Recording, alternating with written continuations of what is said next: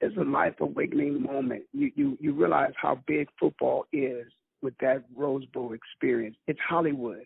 So you're in Hollywood, and you're the star for that week. And so all the talk in the town is about you.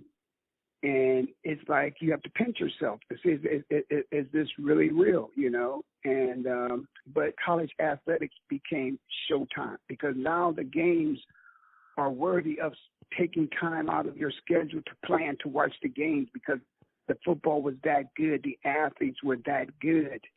So much so that when I was a senior, I had a little extra money, and I decided that I wanted to buy my mother a color TV in the event that I got a floor model. That's what the big thing was in the 70s. And so I bought her floor model color TV because I wanted her to, you know, maybe one day watch me play in the Rose Bowl.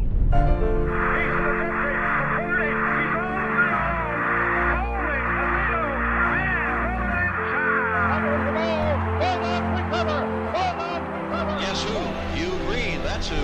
Down the field long, he is going for Williams, complete! And he gets clotheslined by Lawrence Taylor. 1, Lindsey, 25, 20, 15, 10, 5, Lindsey stop!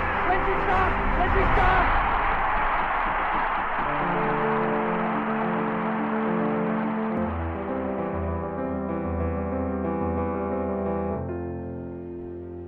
Welcome to Hidden Yardage. I'm your host, Joe Moore. This podcast is a journey back to the 1980 college football season through the memories of those that played, coached, and covered it. New episodes, released regularly, will carry listeners through that season 1 week at a time. For more information, please visit the website at www.hiddenyardagepodcast.com. If this is your first time listening, you may want to go back and start with episode 1. This is episode 11, What Though the Odds?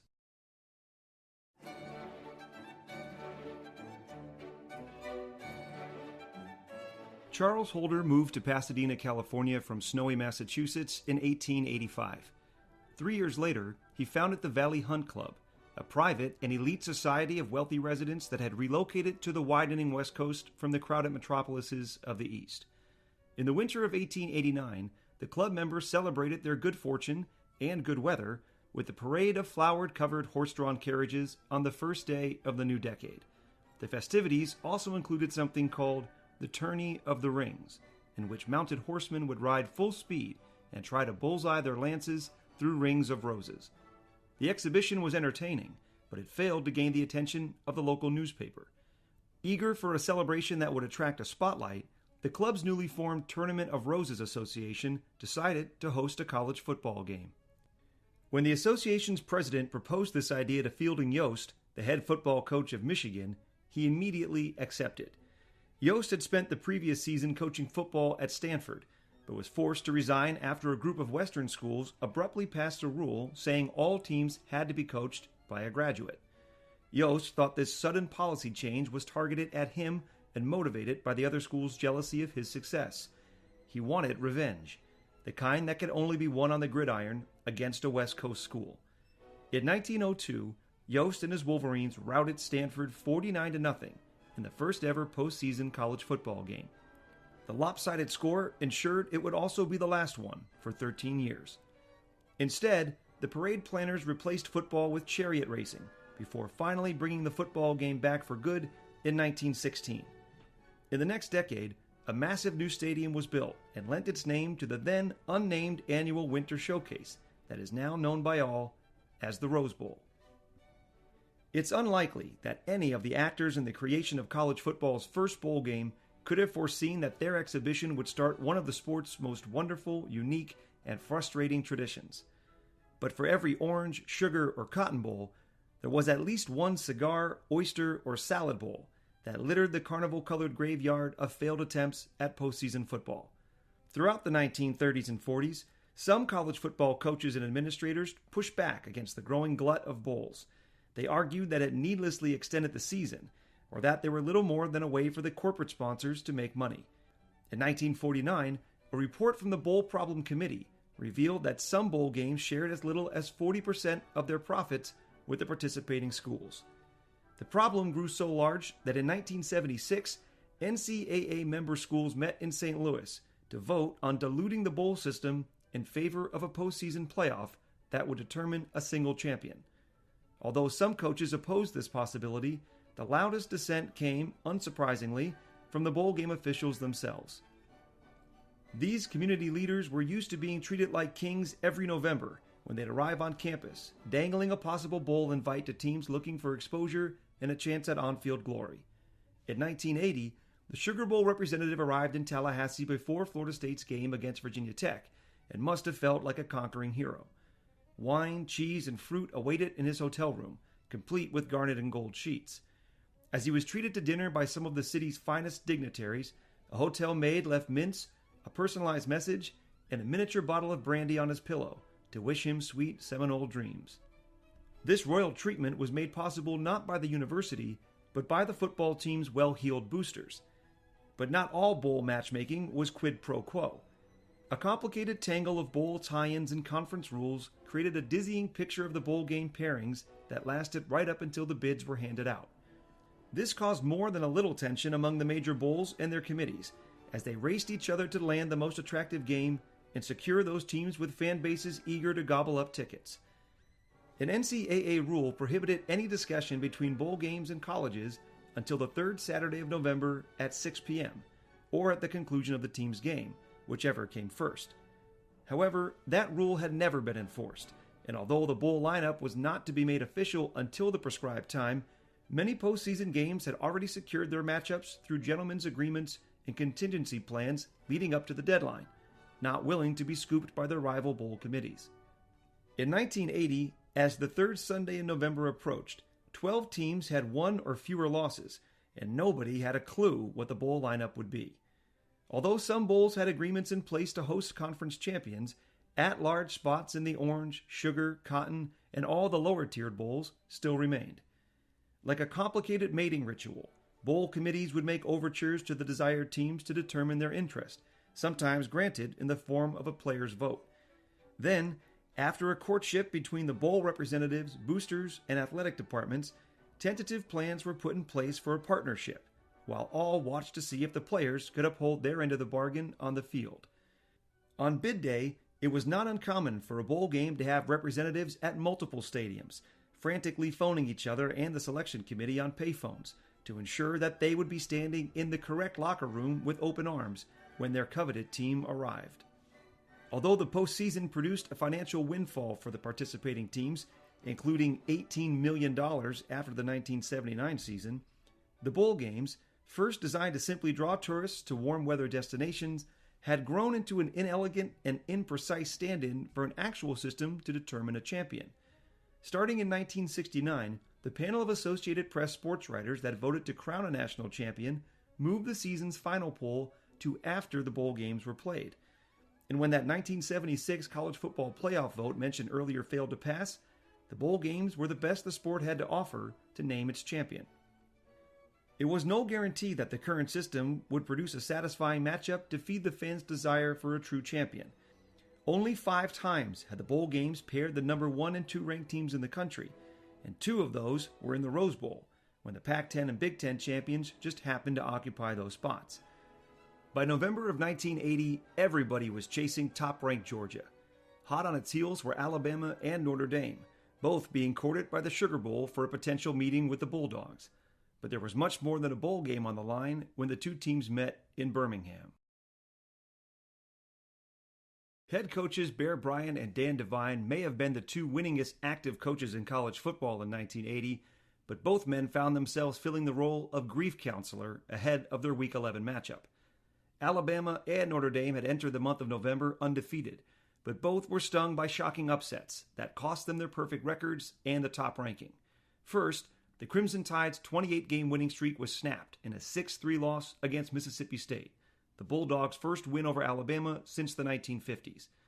The very next week, Notre Dame, who had taken over the top spot in the polls from the Tide, needed a late field goal to salvage a 3-3 tie against Georgia Tech, a 3-touchdown underdog with a 1-8 record coming into the game.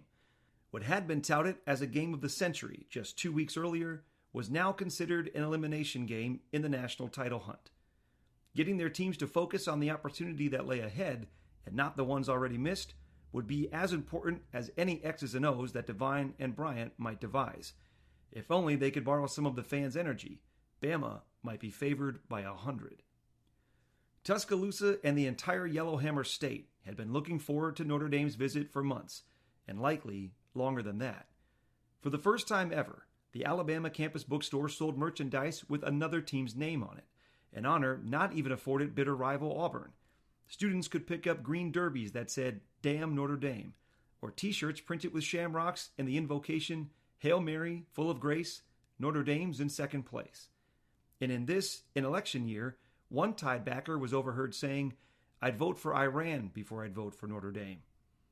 There was, of course, the usual contempt that the SEC fans reserved for any Northern school, but the majority of vitriol directed at the Irish went back to the last night of 1973 and the first meeting of two of college football's most famous teams. And next we head for Sugar Bowl Stadium for the 40th anniversary football classic, matching number 3 ranked Notre Dame and number 1 ranked Alabama. That collision between the Fighting Irish and the Crimson Tide was inevitable. The two Goliaths of the sport had been orbiting each other for decades as each program grew in prestige and staked its claim to the title of best in the land. But their Cold War started to heat up in 1966.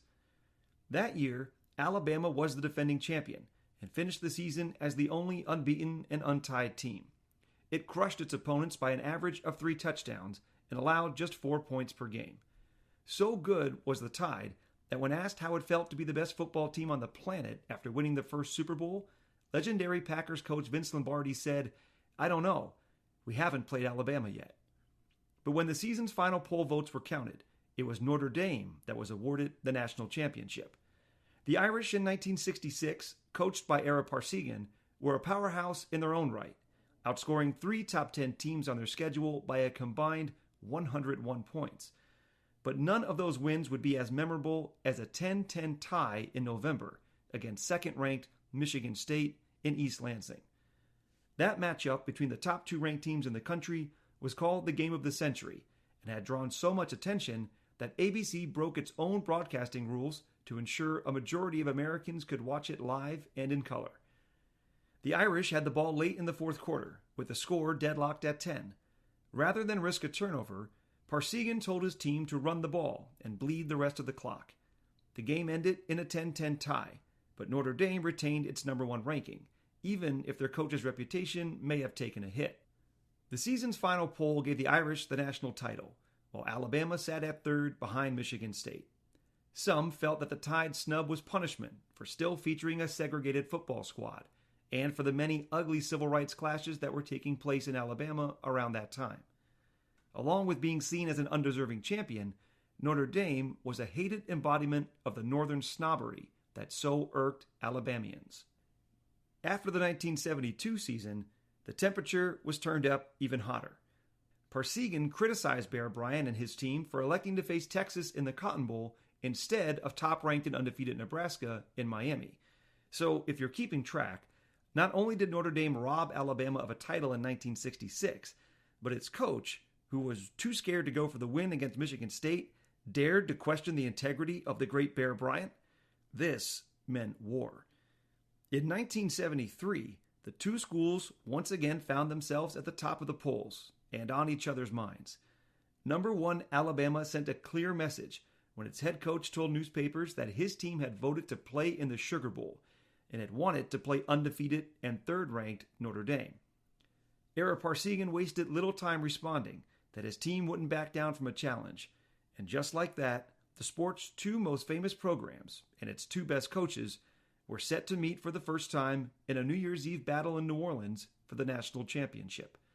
So important was this game that a special inquiry was placed from the Sugar Bowl to the NCAA Rules Committee to determine if overtime rules could be adopted just in case the teams played to a tie.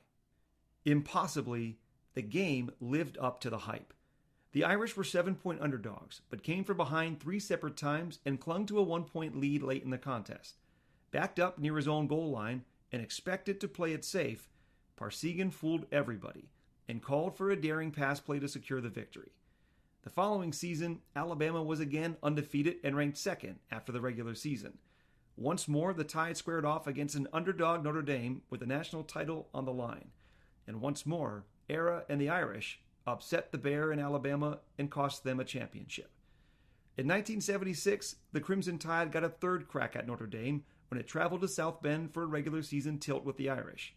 In what was becoming a frustrating but familiar refrain in Tuscaloosa, Notre Dame again beat Alabama.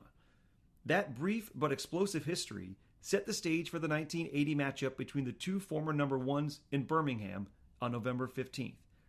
The game not only held national title implications, Alabama was ranked 5th and Notre Dame 6th with bowl bids to be finalized the following day, but also served as a proving ground for Bear Bryant, a man who had long ago outgrown nearly every measuring stick that existed. The legendary coach admitted as much in the week leading up to the game, telling reporters that he didn't want to be buried with a plaque that said, "Here lies the guy that couldn't beat Notre Dame." Dan Devine's legacy was also a popular topic. Just 24 hours before kickoff, the Chicago Tribune published a story that said the Notre Dame coach, who had earlier revealed that the 1980 season would be his last, spent the week pleading for another year and would announce his return for the 1981 season after the Alabama game. Devine was so upset that he called a press conference after the team landed in Birmingham to issue an angry denial of the rumor. The Tide was a 7-point favorite, despite there being questions about who would be under center for Alabama. Regular starter Don Jacobs injured his ankle the week before against LSU, and the backup quarterback sprained his hand. That left true freshman Walter Lewis as the potential signal caller for the game against the Irish.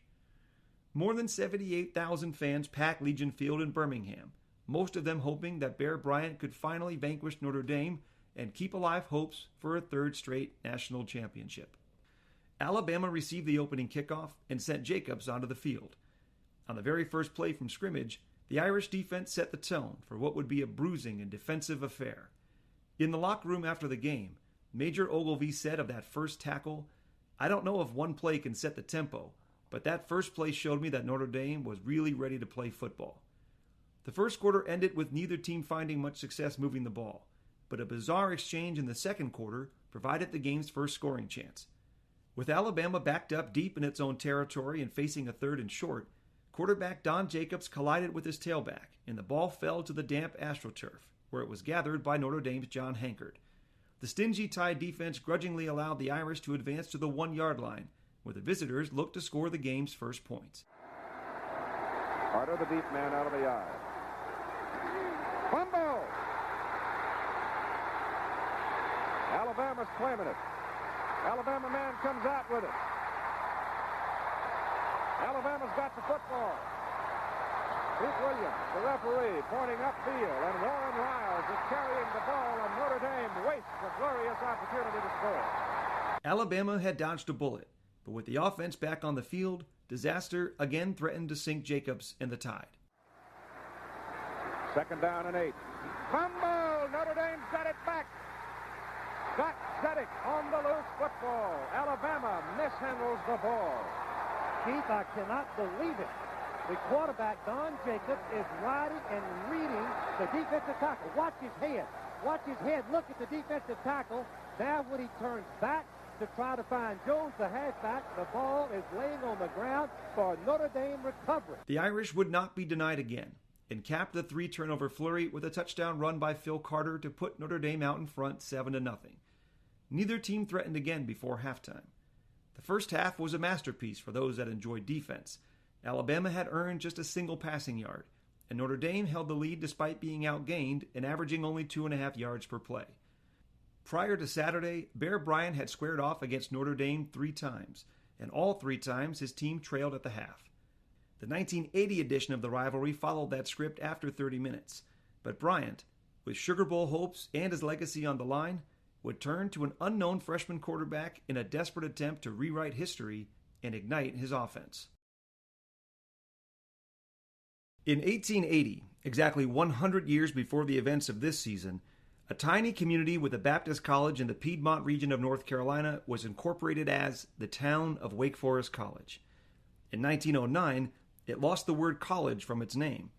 In 1956, it lost the college itself. The events that culminated in what is still known in those parts as the removal began in the 1940s. Soldiers returning from World War II and taking advantage of the GI Bill had swelled Wake Forest's enrollment to its limit. The family of tobacco tycoon R.J. Reynolds sensed an opportunity and made an enormous offer of money and land to the school if it would relocate its entire campus 110 miles west to Winston-Salem, the state's second largest city. Some Baptist leaders in the state scoffed at the possibility, holding up a Bible in one hand and a pack of Camel cigarettes in the other to represent the angel and demon tempting the college's leadership. Ultimately, the overtures proved too generous to resist, and just like that, Wake Forest, the town, woke up to find that the school that it had shared its name with since its founding was suddenly gone, up in smoke. When the university packed up for its relocation, its football tradition could have fit in a shoebox with room to spare. Gene Hooks, the school's athletics director, described Wake Forest's ambition as a good academic school with a small enrollment and a big-time sports program. Well, 2 out of 3 ain't bad. The Demon Deacons claimed just one bowl victory in their history and had never finished a season ranked higher than 19th. The program didn't post a single winning season in the 1960s, and despite capturing its only ACC conference crown in 1970 with a 6-5 record, the decade that followed brought more misery. In 1973, Dr. L.H. Hollingsworth, a former chaplain at the school, wrote a book titled God Goes to Football Games. One couldn't blame the Demon Deacon fans for thinking that if he did, he was sitting on the other team's sidelines. Following the 1977 season, Wake Forest could count just 13 wins in its previous 6 seasons. Eager for change, the school's athletic council voted unanimously to fire the football coach in January of 1978 and replace him with former player John Mackovic. Jay Venuto was the team's sophomore quarterback when the hiring was announced. When I was getting recruited back in mid-70s, everybody ran the veer and wishbone and wanting a running quarterback, and I wasn't that type. So Wake Forest at the time was a little more rollout and ball control offense, and I just wasn't playing. I was relegated. I was 4th, 5th, 6th, 7th team, different periods of my career. And when John came in, he brought a passing attack from Purdue. So Purdue was throwing the ball a lot, and he was the offensive coordinator at Purdue and got the head job at Wake. So as soon as he got the job, I just started looking at Purdue's offense, and I think Mark Herman was the quarterback at the time. So I felt very comfortable doing that, just dropping back. And he was smart enough to move some of our best athletes to offensive line. My best friend to this day, Sid Kitson, was actually leading the ACC in receiving after the 4th game his junior year, and they moved him to offensive line. John put a nucleus together that fit what we could do. Mackovic's debut season in Winston-Salem was a disappointing 1-10 campaign.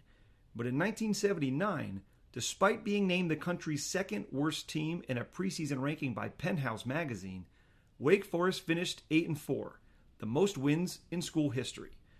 Along the way, the team, once derided as Mackovic's meatballs, knocked off the number 12, 13, and 14th ranked teams in the country and was led by Conference Player of the Year, Jay Venuto, who broke the ACC record for total offense in a single season. In 1980, Venuto returned for his senior year with high hopes, but the Cinderella Deeks, as they were known the year before, found that the glass slipper no longer fit. After collecting all of their wins in 1979 by 8 points or less, the 1980 version of Wake football was experiencing the opposite kind of luck. The team suffered through a midseason slump of 3 straight losses by 3 points or fewer, and entered its Week 11 matchup at South Carolina with a 4-5 record. This year, it was the Gamecocks, 7-2 and ranked 14th, that had designs on authoring their program's greatest season. They were 2 wins away from the most wins in school history, with 2 games to play. But the bigger story was senior running back George Rogers. The consensus All-American was the country's leading rusher, and had a staggering streak of 19 straight games with at least 100 yards.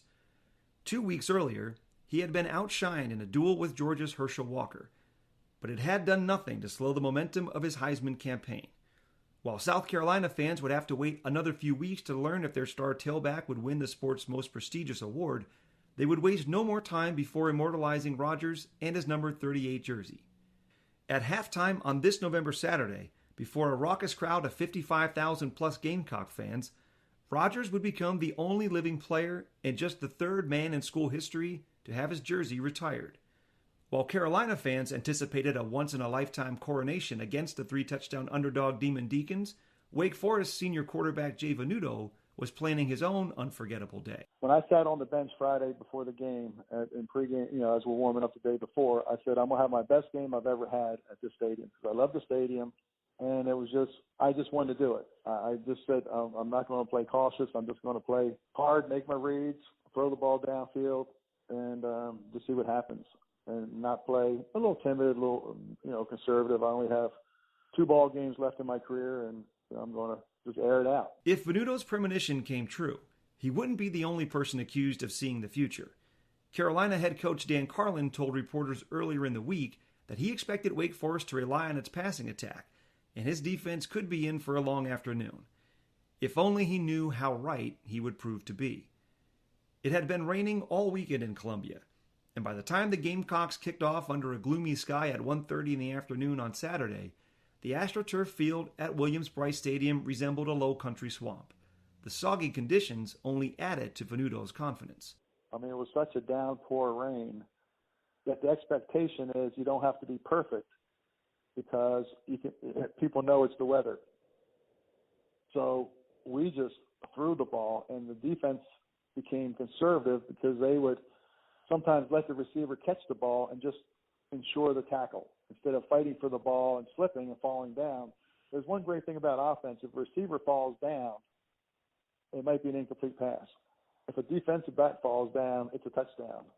So they were playing on their heels, and we were playing on the balls of our feet. The visiting quarterback opened the scoring with a 2-yard touchdown toss after the Gamecocks suffered a high snap on their punt attempt. But Carolina would respond with 2 George Rogers rushing touchdowns to take a 7-point lead. The momentum swung back to Wake Forest, with Venuto, who went 9 of 10 for 137 yards in the second quarter alone, connecting on another touchdown strike to tie the game at 14, as the teams trotted to the shelter of the locker rooms after a half of play. The deadlock score was an unfamiliar sight for Gamecock fans, who had watched their team crush its previous 6 home opponents by an average score of 42-8. The good news for the sold-out and soaked crowd that included hopeful representatives from the Gator Bowl was that following the halftime ceremony to retire Rogers' number 38, South Carolina still had a half of football to get its offense on track and extend its 15-game home winning streak. The bad news was that Venuto and his Demon Deacons were just getting started. As teams from across the country came together to do battle on this college football Saturday, a far more desperate struggle was taking place on the other side of the world. It had been 378 days since a group of Iranian students had stormed the U.S. Embassy in Tehran and taken 52 Americans hostage. The crisis had become a national preoccupation, to quote a Washington Post article, affecting every aspect of American life. College football was no exception. In fact, when the Algerian ambassador to Iran was allowed to meet with the hostages in the winter of 1980, they were photographed wearing college football jerseys. All season long, moments of silence were observed prior to the playing of the national anthem in stadiums across the country, while fans wore yellow ribbons in a show of support for those being held captive. While that injustice played out on the world stage, football fans in Los Angeles were showing their dissatisfaction with another perceived abuse of power. In recent weeks, Southern Cal supporters had been seen in the LA Coliseum wearing buttons that read, "Free the Pac-5 hostages." As detailed in Episode 3, USC was one of 5 Pac-10 schools that had been barred from playing in a bowl game following the 1980 season for their roles in an academic scandal. The punishment eliminated any chance that Southern Cal would represent the conference in the Rose Bowl, an honor the men of Troy had enjoyed for 10 of the previous 14 years. However, it did nothing to stop the Trojans' winning ways. Heading into its Week 11 matchup with the Washington Huskies, USC had been ranked for 43 weeks in a row, and was perched at number 2 behind Georgia, the nation's only unbeaten and untied team. Should the Bulldogs slip up and USC keep winning, it was likely that the Trojans would take over the top spot and somewhat shamefully claim the national title. With just 2 games remaining, Southern Cal had a 1-game lead over Washington in the conference standings and were favored to defeat the Huskies by 11 points. Importantly, Washington was one of 5 teams not involved in the scandal, and a win against either USC or Washington State in the season finale would punch its ticket to Pasadena. Don James, the head coach of the Huskies, told reporters earlier in the week that his team wanted to win the conference crown, rather than back into the Rose Bowl. To do that, Washington would have to snap USC's school record 28-game unbeaten streak, and do it in the Coliseum, where it hadn't won in 16 years. The game began with USC moving the ball at will against the Washington defense, but as would be the script all afternoon, the Trojans shot themselves in the foot to short-circuit otherwise promising drives.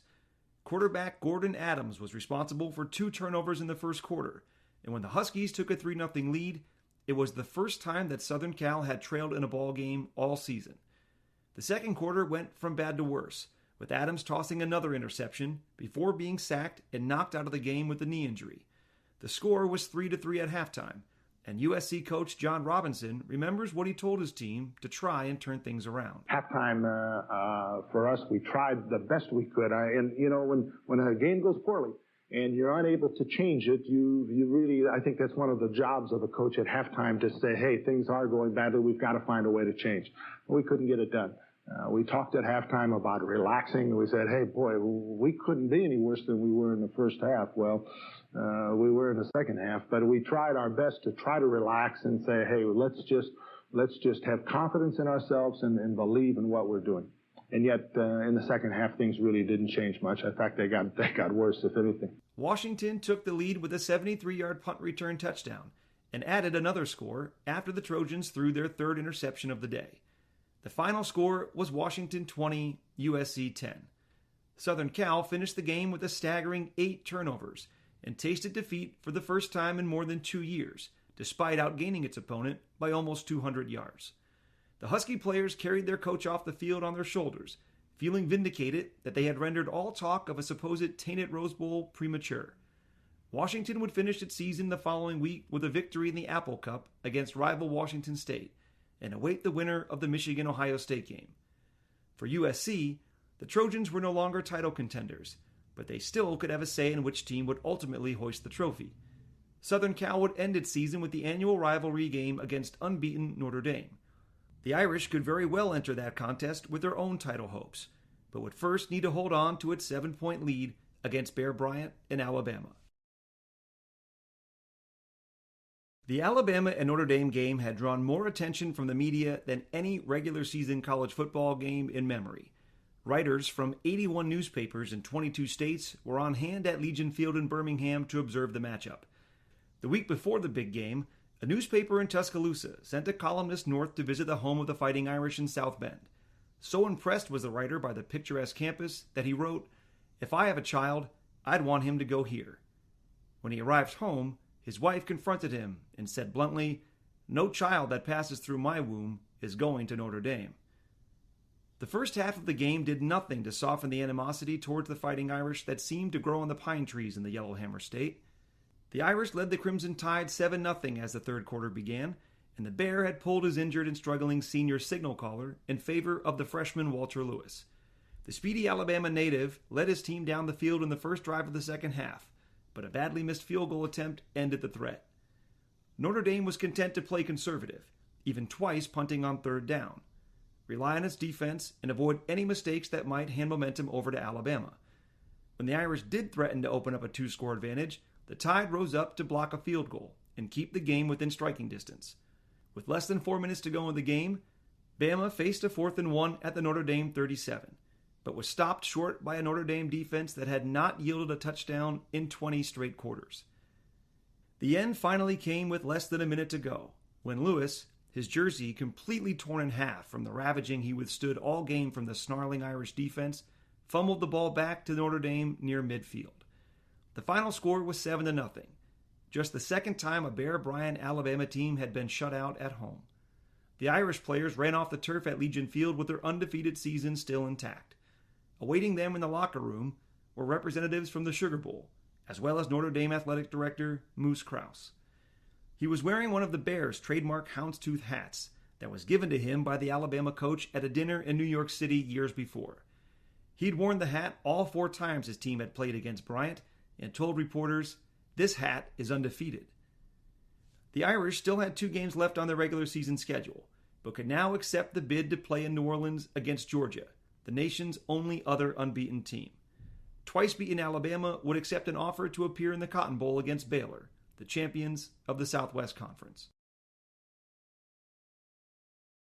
If the game in Birmingham was for old-school defensive purists, the contest in the rain in Columbia was a preview of the future of college football.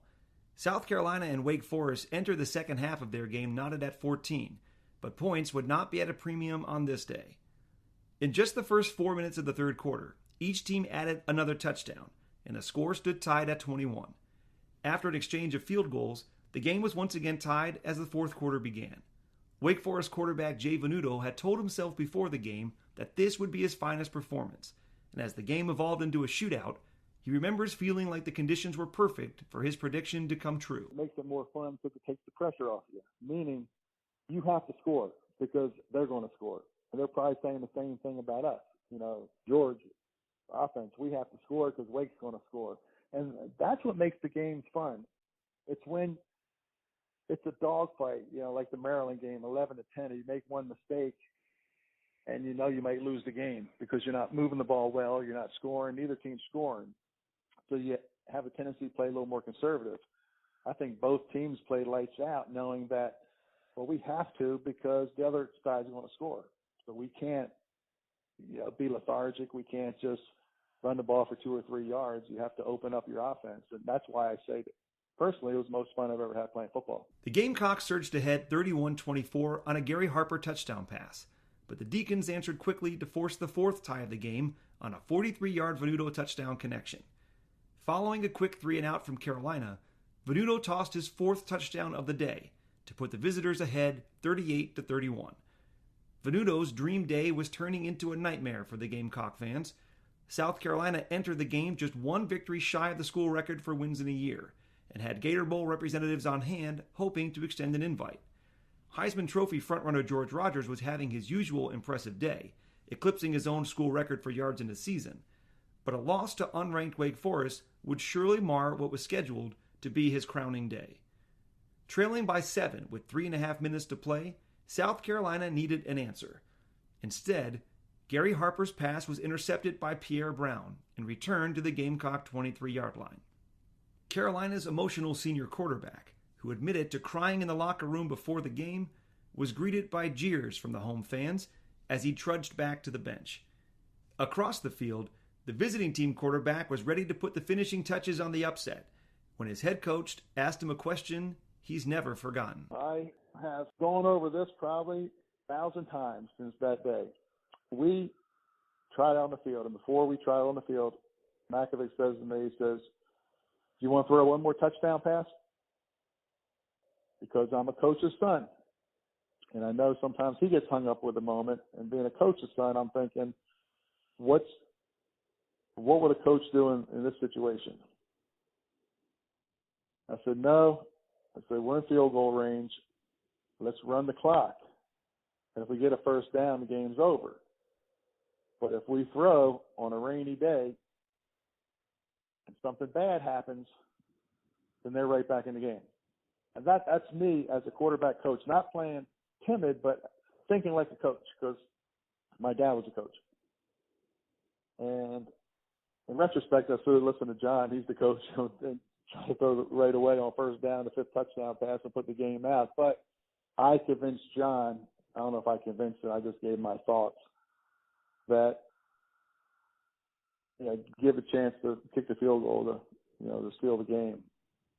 And so I wouldn't say, Joe, that haunts me, but I don't know if I should have said that and just listened to what he said, and like I did for the other 1,000 plays that he's called, and just do what he told me to do.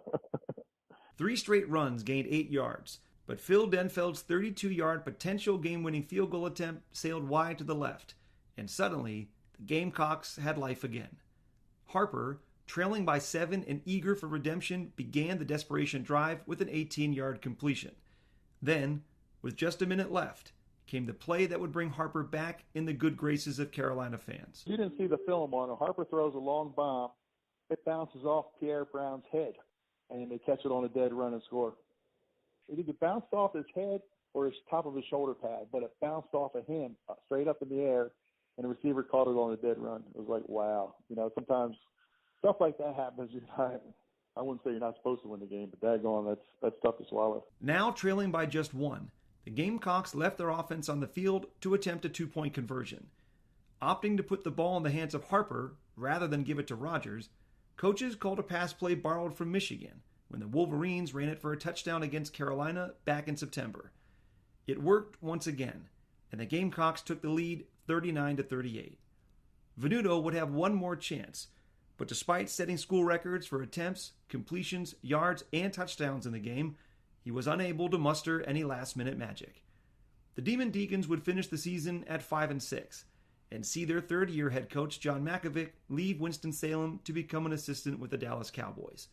In the locker room after the game, South Carolina accepted an invitation to the Gator Bowl for a date with Pittsburgh, who had demolished Army 45-7 earlier in the day. Elsewhere around the country, the bowl picture was nearly complete. The top-ranked and undefeated Georgia Bulldogs' road victory over Auburn was made all the more sweet in that it clinched a berth in the Sugar Bowl against Notre Dame.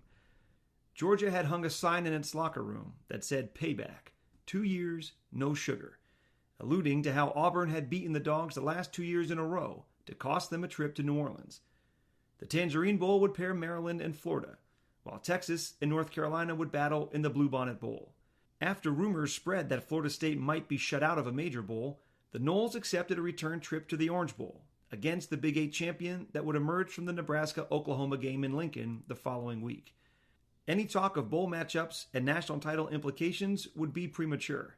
Nothing could be taken for granted until the climax of the greatest third act in sports took center stage.